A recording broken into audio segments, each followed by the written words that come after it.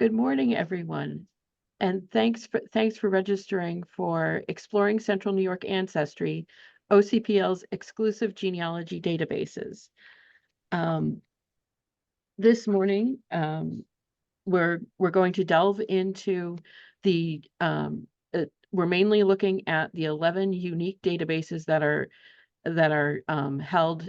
Well, they're held virtually. You can look at them online, but they're owned by Local History and Genealogy here at Central Library. And then we'll also delve into the finding aids, our digital collections, and a newspaper project that we're working on.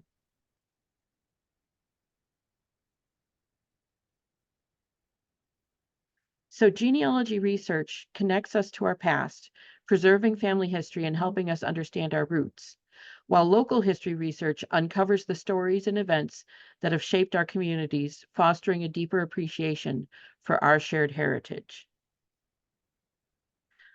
And again, here's the agenda. This is, I'll give you a brief overview of the local history and genealogy department here at Central.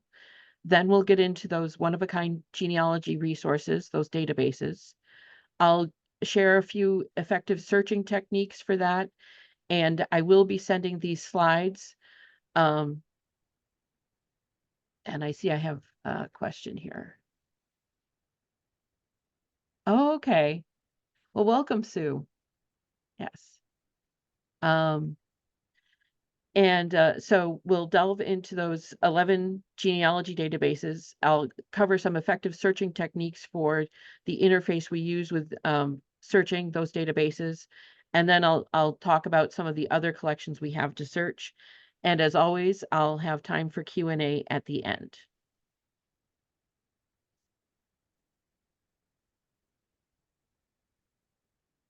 So, local history and genealogy, then and now. This started in the 1880s, and our first librarian was Reverend Dr. Ezekiel Wilson Mundy. It became an official department in 1905 when we moved to the Carnegie Library building, which is on Montgomery Street here in Syracuse. So 144 years after it started, we have over 40,000 print volumes. That includes manuscripts and other vertical files. We have over 6,000 reels of microfilm and over 15,000 microfiche cards that can be searched. Our collection continues to grow today. The original vision for this was that it was a national collection, but our focus is currently New England, New York, Pennsylvania, and New Jersey, from Maine to New Jersey. The greatest depth is Syracuse, then Onondaga County, then New York State. And we do also have records for other states, but that is the greatest bulk of our collection. So let's delve right into it. The starting point for searching our databases is the main Onondaga County Public Libraries website, which is www.onlib.org. You navigate to the research tab, which is highlighted there with the red arrow facing up. And then if you look on your right-hand side, under local history and genealogy, we do indeed call them one-of-a-kind databases. But you'll see they're also at times called local archival databases in the interface itself. So what are the 11 databases that we have? We have the 1855 partial New York State Census. We have an 1865 partial New York State Census. We have Civil War records for the Central New York region. We have local news, necrology, obituaries. And why do we have obituaries if we've got necrology? There are records that are unique to both. Then we have Onondaga Families, which talks about in which you can find information on some of the early families for Onondaga County. We have a timeline for the Central New York area, then vital records. And this is in addition to having the New York State Vital Records Index that we have. Then there's Woodlawn, which is for Woodlawn Cemetery. And then lastly, we have the WPA files, which were done for us in the 30s. So this is the interface that you'll see. And I believe I said, but these slides, I will be sending you all a PDF of these slides so that you've got the links. But this is when you first navigate to the site, this is what you'll see. And initially you will be searching all 11 databases unless you highlight or select a database.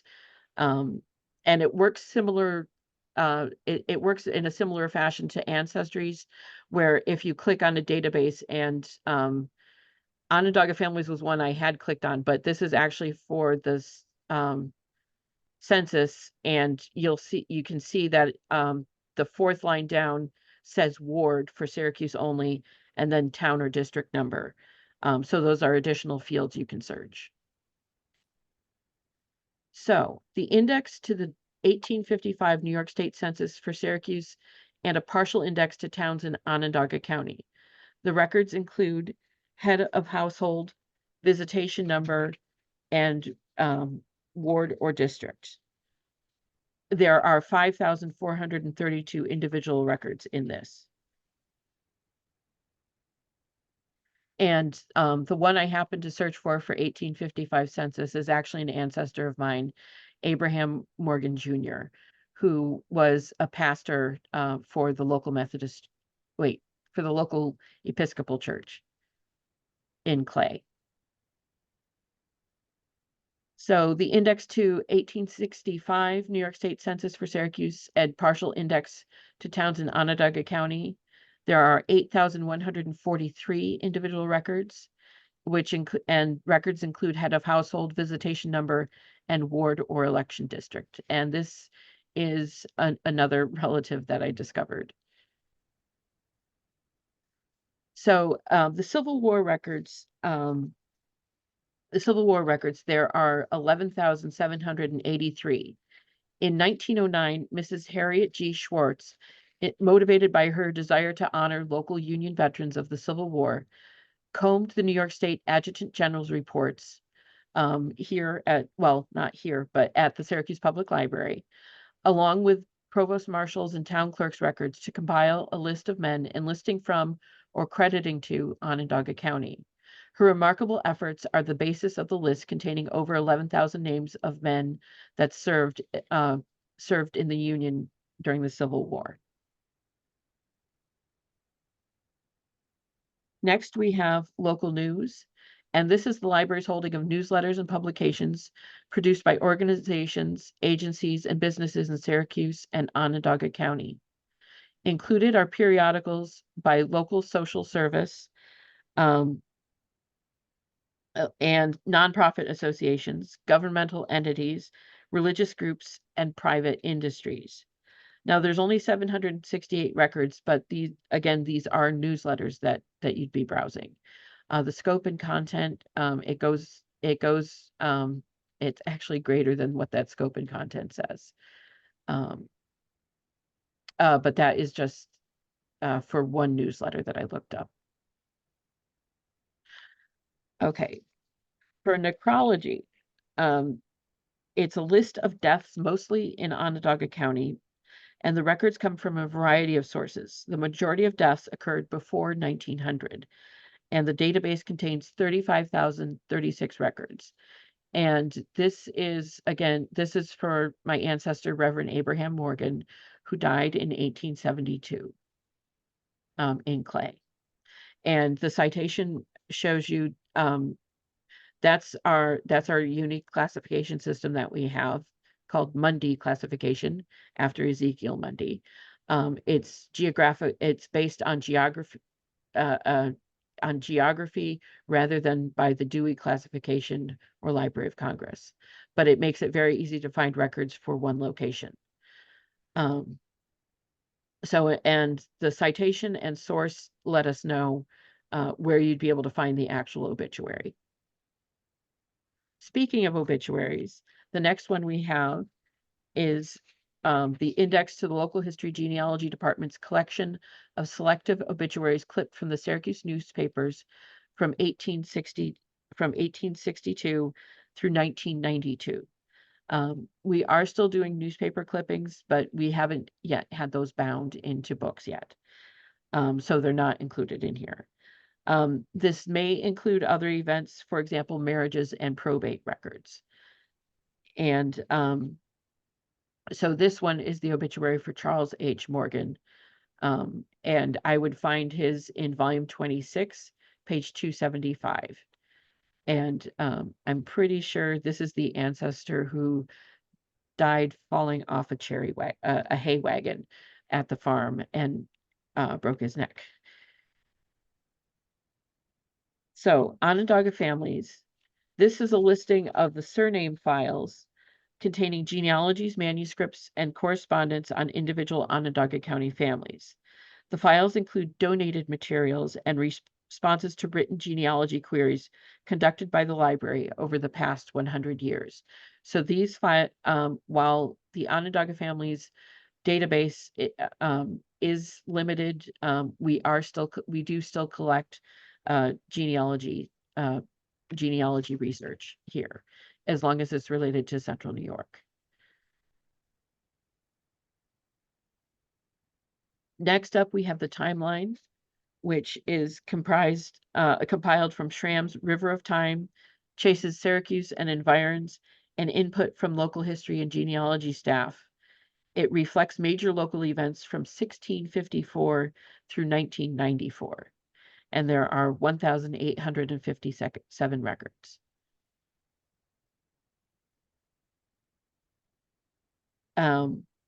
Next, we have the vital records, and this is an index to our extensive church records holdings and newspaper abstracts, which often includes names of parents and siblings.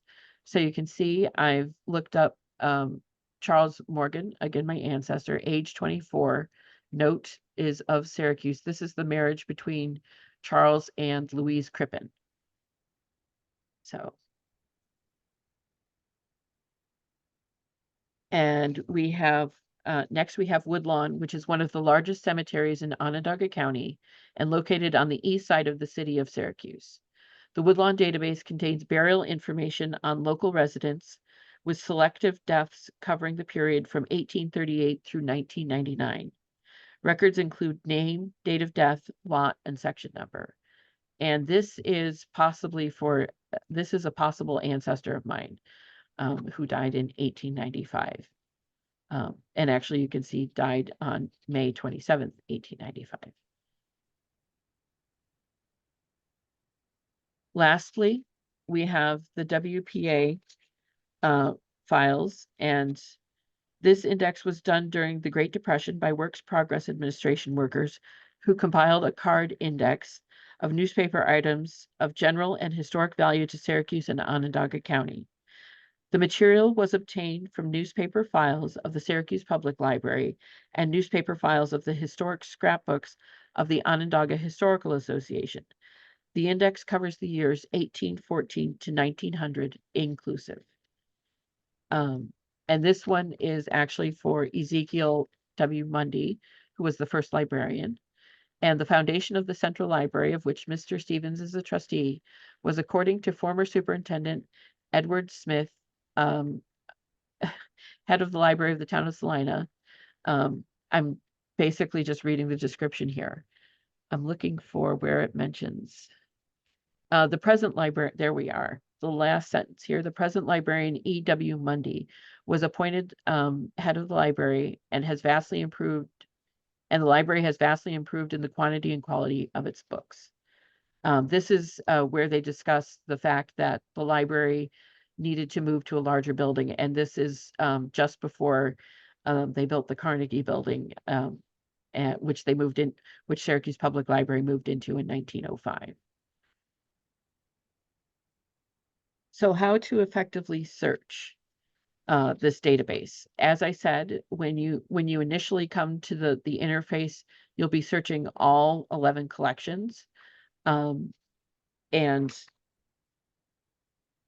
so you can begin just by doing a search with a surname. You can do a partial search, as I've done here, because I did find a few different spellings for Ezekiel, so I just put in EZ, and then I used the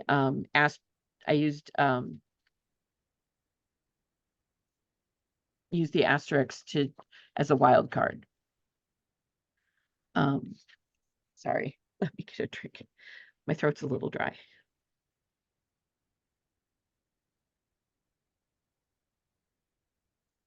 So,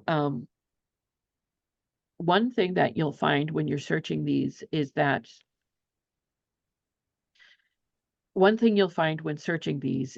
there are other collections mentioned, but these are the 11 databases I've been talking about are the ones that survived the ransomware attack that happened about 5 years ago now. The hack took down the original database interface for these databases, and so some of them are not complete anymore. But these 11 are complete as they stand. So let me continue with searching these databases. Here's some examples. It does use, you can use Boolean operators along with the wildcard search. You can do date ranges. You would put in year and then use brackets to put the years that you're looking for. You can use a phrase. For example, you can say title and then in quotes put, just for example, once upon a time. You wouldn't necessarily use that for these databases, but that is an option. So this one, you can see I did a search for Monday in the WPA file collection, and there are 86 records found. So on the left-hand side, you can restrict it, you can filter it out according to dates. You can also filter it out by subject. If there were different subjects, they'd be listed there. And at the bottom area, it says area. That is the spot where if I had searched the entire database, I could limit it to a specific collection. And what would happen when you find the record you want? If you look on the orange line, it says there's the option to print, save to my list, or submit a request. When you submit a request, that is then sent to Dan Smith and myself here at Local History and Genealogy. We then pull the file, we pull the file, and then we can do a scan and email your request back to you so that you have all the information. So you do not need to be local in order to use this database. And we are encouraging folks to utilize this for searching so that we can work on improving the interface of the database. So this slide is actually hands-on practice that you'll be able to do yourselves once I send these out to you. But it does reiterate some of the steps that I mentioned.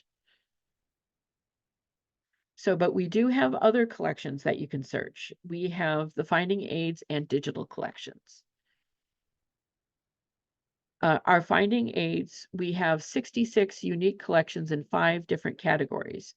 And there is some overlap in the categories because certain collections work for more than one subject, or one category rather. So the collections we have Central New York and New York State history. That has 28 collections in it. The next category is genealogy, which has 30 collections. Local organizations, there's 18 collections. Special collections, there's only 2 so far. And then United States and World History, which has 8 collections. The Central New York and New York State history mainly contains materials related to the history of the area. We do have some related to canal boats. Let's see. So here's a sample of two of the finding aids. This one is an autograph manuscript collection that we have. It is the oldest collection with dates ranging from 1775 to 1983. It's letters, photographs, and documents from prominent Americans chronicling the nation's early history dating from 1775. And one of the pieces in our autograph manuscript collection is that of Abraham Lincoln. It's a letter written back to a school group who wanted to encourage him to end slavery. And this collection, the Frank T. Wood Jr. and Peggy W. Wood collection, is actually has the newest information in it, but it is also one of our most requested ones for local researchers, as it does deal with it deals with both Frank T. Wood Jr. and Peggy Wood, but also deals with Syracuse University. Right. And our next collection series is the New York Heritage Digital Collections. There are over 1,800 images from local history and genealogy, which span 13 digital collections, and more images are being digitized every day. So here's a sampling of these. We currently have the American Humane Association's Be Kind to Animals poster collection, the Beecham Branch Library's photo documentation project from 1994. We have the Civil War letters and journal of Charles F. Weller that has been completely digitized. The George W. Fenner World War I photographs, Syracuse, New York, 1918. Then we have Lincoln Auditorium Central High School Programs Collection, the New York State Rural Farm Registers, Onondaga County Public Library at Jamesville Prison, and one that you can actually see if you visit Central Library here in person. We have a digital display of the postcards of Syracuse and Central New York. There are over 500 images in that. We also have quilt patterns of Onondaga County from 1919 to 1923, and these are hand-drawn representations of quilt and quilt patterns completed by Virginia Beecham in the early 20th century. And Beecham is Reverend Dr. William Beecham is a local historian of note who has written extensively on the area. We then have Syracuse Central High School archives, the Syracuse Gay Rights Activism newsletters, Syracuse houses that are no longer, and this is a collection that does get utilized. We do get people requesting the images from time to time. And lastly, we have women's suffrage pamphlets. And there's only 4 pamphlets, but they're centered on the issues of women's rights written between 1850 and 1914. Here is an example. When you click on one of them, you will see the historical context and the scope of collection. This one happens to be the American Humane Association Be Kind to Animals poster collection. If you were to find this by a Google search, you would still be able to see the other collections that are held by provided by Onondaga County Public Libraries Central Library to the New York Heritage Digital Collections. So, with that said, are there any questions or comments? And I will stop sharing my screen here.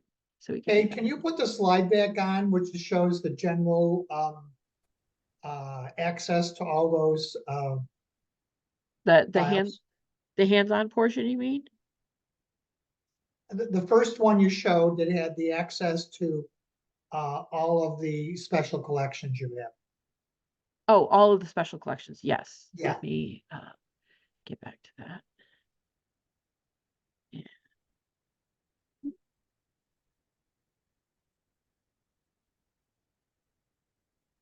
Sorry for those of you who.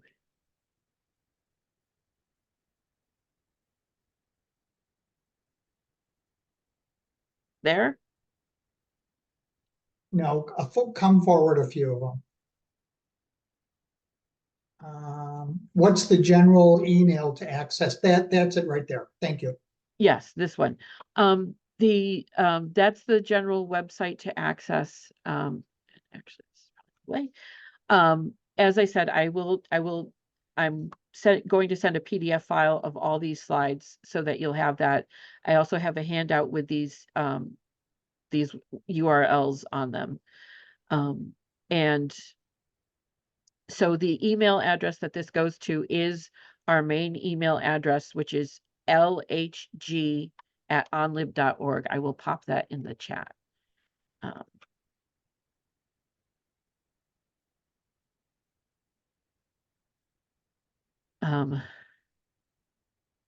Yes. So yes. And that's the thing. These are the 11 that you can that will pop up. As I said, when you do a search, you will sometimes see there are other ones mentioned. But those databases were too damaged in the hack that happened. And so they're still working on recreating those databases. But so there will be more after a time. I did check with our communications and IT person who's working on this project. Now, so if I just put a surname in here Mhm. in the and I'll get all of the different collections, and it will say this is the information in 1865 census. This is in local news. This is in Onondaga families. Is that correct? Yes, it will say that. For the obituaries, a lot of times the information, or not for the obituaries, for necrology, the information may be what you find, but most likely, I will say 99% of the time, we have additional information here in our physical collection. So this is a digital way of browsing specific collections that we own here. I have a question. Yes. Is there anything that I need special to be able to access this information? This is these databases are available for anyone with an internet connection, and the information is available to you. Do not need to have an Onondaga County Public Library card. You can access it wherever. Anybody who can email us can access this site, and so we're more than happy to help Okay. get Oh, the thank you. information. Okay. Do you have Onondaga Academy records or anything about in your collections? We do in our collections. It's not one of the databases, but it is here. Oh, it's on site. Okay. Yeah, on site. But Okay. all you I could need just to do email it. is all you need to do is email us, and we'd be happy to go and do a search for you. Oh, wonderful. Yeah, Thank you. sure. So Kate, you mentioned you have a minister as one of your ancestors. Do you have any recommendations for finding church history from, the mid 1800s? From the we do have print. We do have a lot of non-Catholic church records. A lot of the Catholic records are still held by the Archdiocese here in Syracuse has an extensive archive. So those, when we get questions related to Catholic records, then we usually send them to the Archdiocese archives. But we Okay, do and- have a lot of church records. As I said, we have over 40,000 print volumes. And that does include those church records for Okay. much of central New York and the greater New York area, the greater New York area as well. Excellent, thank you. It was Methodist, Episcopal, and Baptist, and going into neighboring counties like Oswego. So I appreciate it. Yeah, definitely write us, and we can look for the church and we can look for his name. I'd be more than happy to help. Okay, thank you. Mhm. Yes. Hey, can you just repeat what you said about certain records, a pop-up comes up and you can request information for you and Dan to look and scan. Well, do you repeat what that was exactly? Yes, let's see if I get to the right. Sorry, I'm just quickly going to where I did the search. There we go.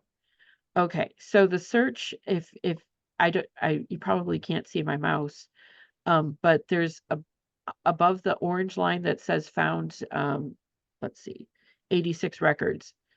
There's the option to print, there's an option to save to my list, and then there's the option to submit request. And when you Okay. submit a request, you select, you'd select the one you're looking for. There's a checkbox next to each result, each record that's found. You would then submit the request. You would have to enter your name and your email address in the request so that we have a way of contacting you.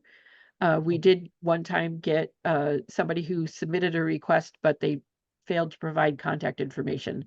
So we had no way of getting back to them. And that, I believe, has now been corrected. So that it's a requirement that you fill out the minimal contact information. Okay, thank you. Yeah.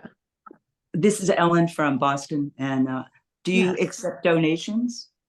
Yes, we do. We do accept donations, and that's at our main address, or you can write to us at our main address. Let me Okay, quickly thanks. go through there. Thank- Yes.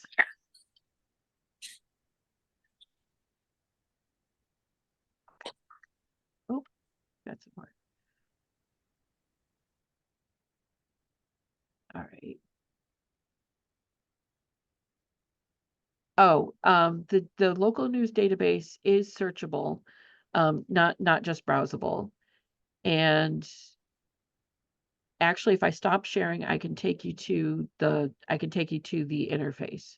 I should be, well, let me quickly, okay. Let's see. Oh, I think. And 7 more pages, yes. Okay. That's New York State Historical Digital Collections. Well, finding aids will get us there. So research, one-of-a-kind databases. Are you all seeing a screen, my web browser? Yes. Yes, okay. So this is the interface here that's going to search all the collections. And let's go to collection exact. And this is what I mean by seeing that there's other ones in here. Biofile is still being worked on, as is cemetery. The surname vertical files is actually combined with Onondaga families, but we'll go to timeline. And one thing you can do with timeline with the search for any collection, if you wanted to browse the entire thing, I don't recommend it with the ones that are over 1,000 records, but you can do a search, a blank search, just leave it blank, and you'll see, and this is actually how I got that. So there's one of the first hits is Syracuse Common Council voted unanimously not to close Erie Boulevard between Clinton and Salina Streets. So you then click on that. Scroll.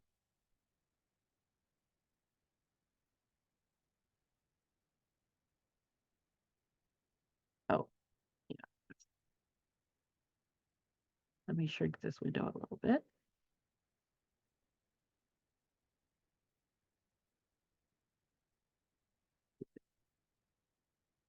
Oop. That's not the screen. There we go. So, so you can see it says date January 8th, 1979. So what you would, now this one happens to have a finding aid with it, but the main thing you want to do is submit a request. Oh, and we haven't fixed it. So I've done one before. An email. And then your request. And this would be timeline request. And I'm putting in just a test so that Dan knows it's just a test. When you do save and exit, it submit, the request was submitted successfully. And so that then will come to our email address and we'll see it from there.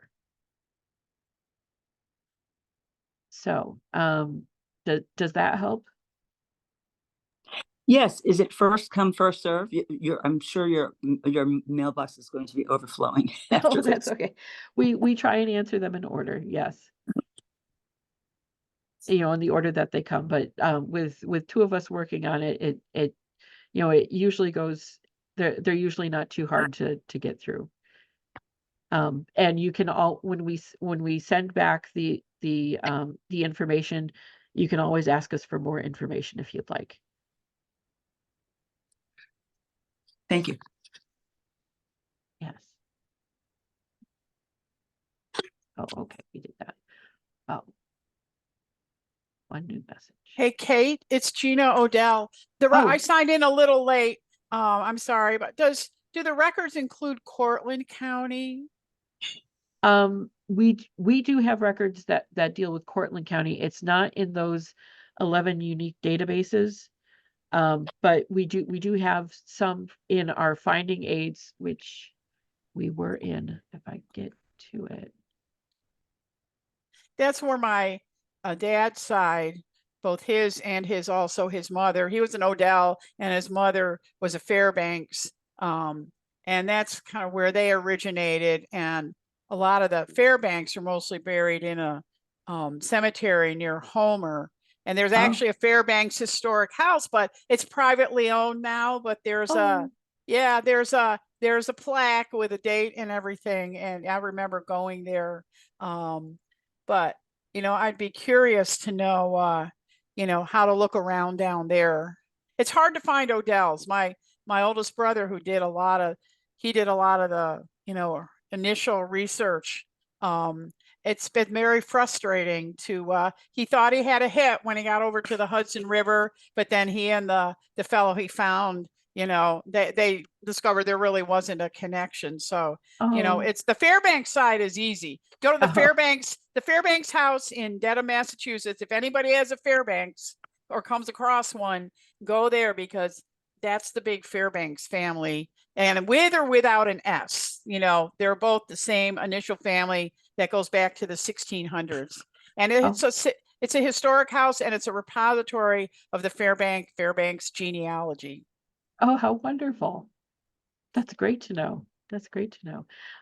And we're always more than happy to take a look. One of the things you can do, let's say you wanted to find Odell family. Right, no apostrophe. No apostrophe. Yeah, and small d. I can't guarantee any results, but search catalog. And if we have anything, okay, so this gives us everything, but this is the public facing. We would limit it to Central Library and then nonfiction. There's 12 hits. So most likely, look about Pennsylvania, Odell genealogical notes. Okay. So this would be where I would start.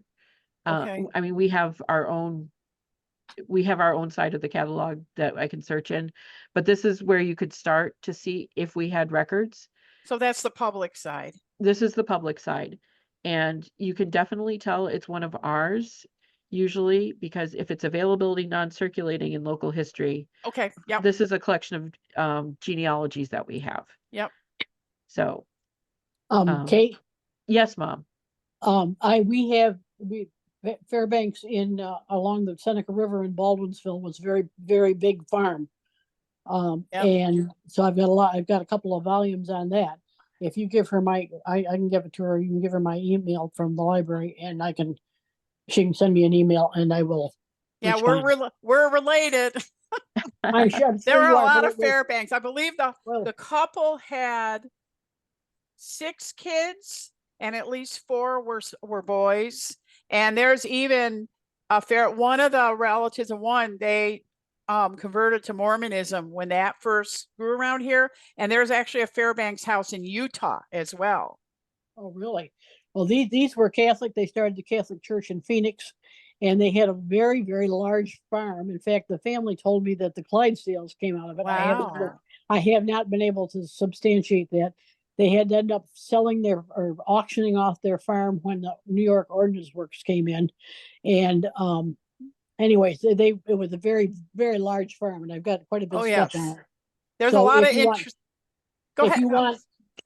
you want, I can send you the stuff. Okay, you know, at least- you could give her my email and she could send it. Okay. However Kate wants to do it. Well, I've just popped my mom's library email in the chat. Okay. Yeah. Okay, and they are actually in local history, so they're not for circulation, but I can give you, actually, I've got some of it on my computer, I think, too, so that might help. Of But course. anyway, so contact me and I'll get you some information. Okay. I have Thank another you. question. Oh, what fun. Yeah. I'm Let me sorry, stop Kate. sharing. This is Ellen again. For the Yes. newspapers, what is the earliest newspaper? Do you have anything back to the early 19th century, like 1800? Yes. You do? Yes, we do. And we have some of those on microfilm that go back that far. And that, and I hate to share my screen again, but I keep doing that to you guys. Here we go. And most likely you've heard of a lot of you have heard of this, but this is New York Historic Newspapers. And you can browse by county, keeping in mind that some of these county lines may have been, the jurisdiction may have changed, been redrawn. So you want to look at surrounding ones. But in Onondaga County, we have, the Baldwinsville Gazette and Farmers Journal, that is digitized by my mom, as well as the Baldwinsville Gazette. But the one that they have several in here. The one that we're currently digitizing is the Syracuse New Times, which goes to 1969. But you can browse dates, and you can see these go back to February 1725. And any of these ones in red that you see, there's newspapers for. Oh, excellent. Yeah. Can you send me a link to that, or is that going to be in the handout? It's going to be in the handout. It'll Great. be the last one. And I apologize. I meant to get this in a slide so that would also be in there. But yes, the link to this will be in the handout. Thank you so much. Mm-hmm. Sure. Kate, you might also mention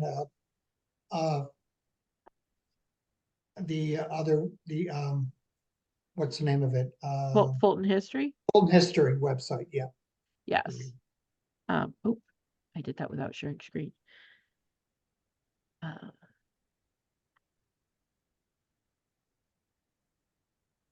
That's the PowerPoint slide. Browse by date. I've actually got it as a shortcut.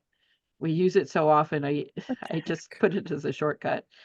And when you first arrive at the page, this is what it looks like. You can go to the first one, and right there, he's up to 57 million plus newspaper pages. So, and he's still growing it. He still doesn't want to do any kind of presentation on how he got started or anything. I've asked. But you can do a search. And let's see, I'll put in. Oh, there we go. Might as well do. I'll try Charles Tyrrell. I'll see what that one is. And then you'll see, so I just did a search for that name.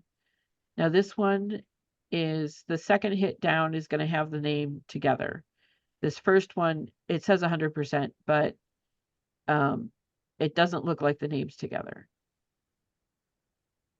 So you do a search, and you have to look a little bit to see where the highlight is. And I see it's down there. let's see if I can get this up just a skosh.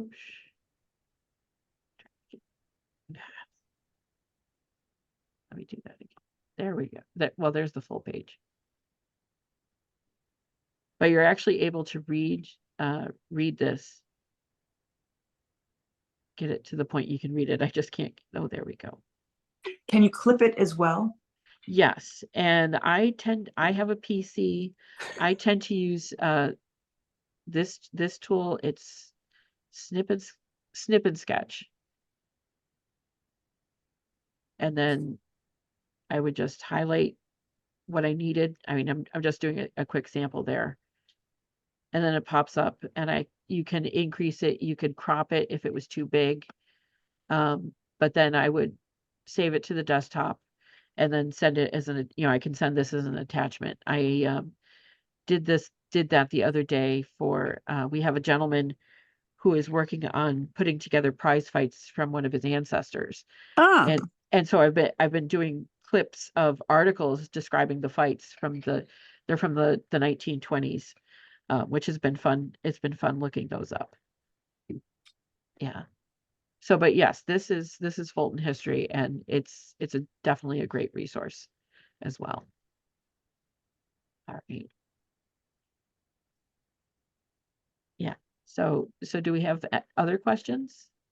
you're so lucky. You get in doing this for us, and you're in your job in general, you get to find out all about all the interesting people Oh, in yes. central New York and farther out. And Oh. I just think, and not well-known people necessarily, but just, what people did, who they were, how they lived. I just think that's so, so wonderful to learn about people like that.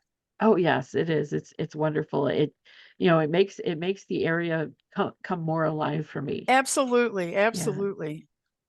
I did the same thing in Carlsbad, California before I moved back to Massachusetts, and Oh, for 10 years. It was great. It was wonderful. So oh, wonderful. How wonderful. you have a great job.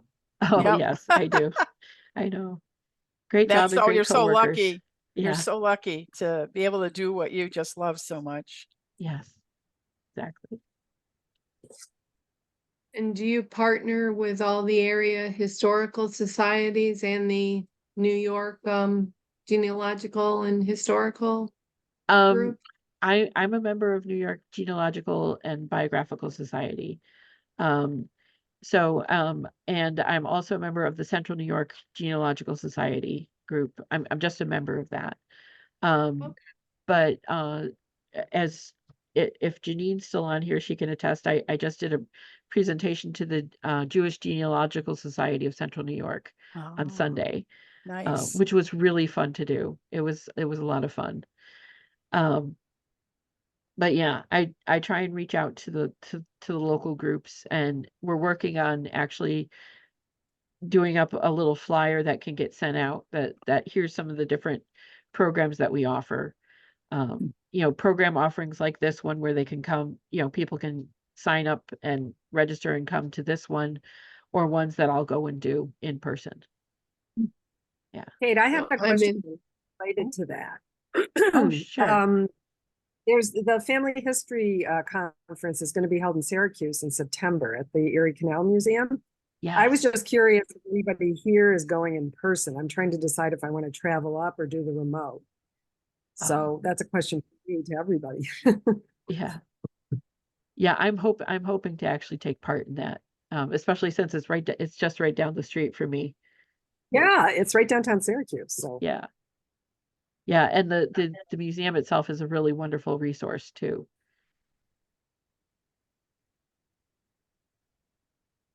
Oh, it looks like we do have a couple people that said they would. Let's see, new message.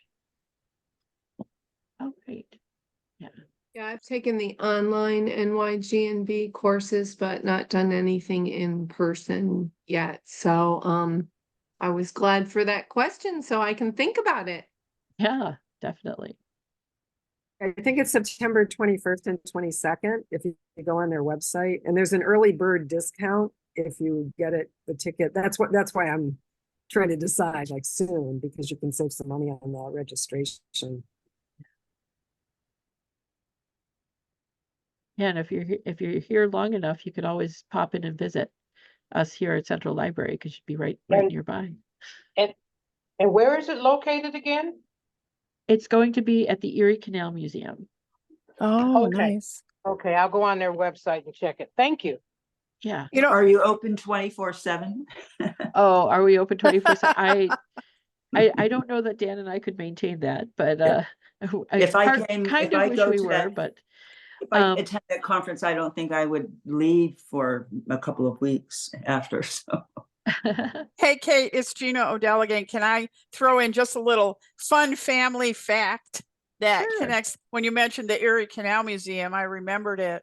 You know, they have that I guess it's bronze statue outside the canal. It shows a young boy in, you know, a straw hat with his arm around the neck of a mule. Yeah. Right. Okay. So I have a picture of my dad in the exact same pose. And it was obviously, so we don't know how that came to be, but he looks about the same age. He's got the hat, he's got his arm around the mule's neck. And one day, a number of years ago, I went down to the Canal Museum and I took that picture, and boy, it was fun seeing their jaws drop. I mean, Yeah. they looked at it and they just stopped and couldn't believe it. I couldn't believe it either when I saw that and go, wait a minute, I have a picture of my dad that looks like that. And I went home and I'm not imagining this. I found that, I go, yeah, that's what he looks like. So I took it, and I want to go down again and offer them to scan it in, and they can add, a copy to their collection, because Oh, I mean, yeah. what are the odds? I mean, it's just, Exactly. Oh, that's wonderful. one of those weird synchronicities of life. Yeah. Yeah. I have one of the books that my third great grandfather wrote, and he worked for William Williams in Utica, and he was already blind in one eye, and he was chopping firewood. This is about 1814, and a hunk of wood went into his good eye, and he was blinded, but he wrote 3 books. And he left Syracuse, and he went all over. But he was in the first class at Perkins School of the Blind. He moved from Syracuse to Boston. And I do have his book he wrote in 1835. Wow. I'm looking for the one he wrote in 1855. But I have copies of each page of that one. But yeah, so I might donate that book to you someday. When I get older. When you get older. Yeah. Well, and even if it was, temporary so that we could digitize it, that Right. would be an option too. Yeah. Yeah.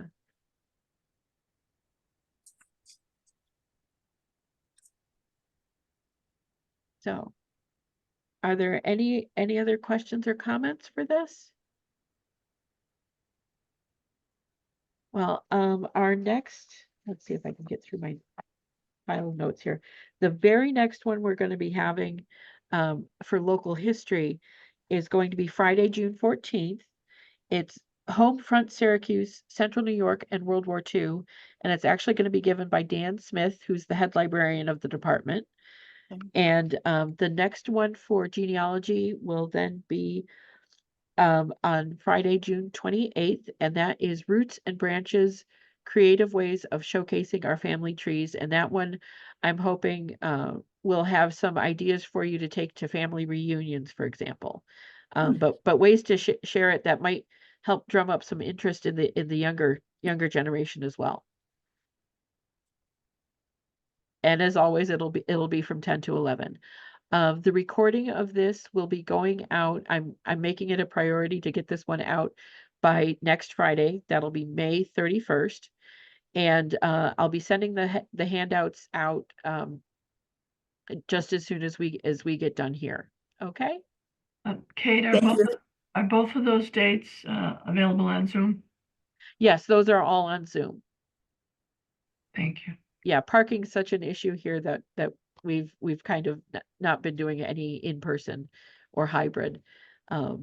If you see one that I've done hybrid, it's usually at another library. For example, I just did the one that Celeste and I did in November on military records. I just did that on Tuesday at the Baldwinsville Public Library in the evening. So, Kate, if we wanted to come downtown to the library and get kind of like can you give somebody just a general quickie tour of what's on the shelves, just so we get oriented a little bit? oh, sure. Okay, should we make an appointment for that? I mean, obviously. That's a good idea, because then we can make sure that either Dan or I is available. Okay, okay, great. And that's the thing. Give us a little heads up, and then we might even be able to pull some books ahead of that might be of interest to you. Oh, that would be you guys are so great, really. Well, we try. My mother-in-law, who I loved, she was not one of those mother-in-laws. She was a college librarian at Skidmore College, and you couldn't ask for a nicer reference librarian, let me tell you. She just loved helping people. Oh, yeah. Yeah, we do too. We do too. Yay, librarians. Thanks. All right. Well, if that is everything, I will see you all again at the next meeting. Thank you. Great You're welcome. presentation. Thanks, Kate. Thank you. Thank you. That was Everybody, great. big help. Thanks. Sure. Take care. Thank you very much. Yep.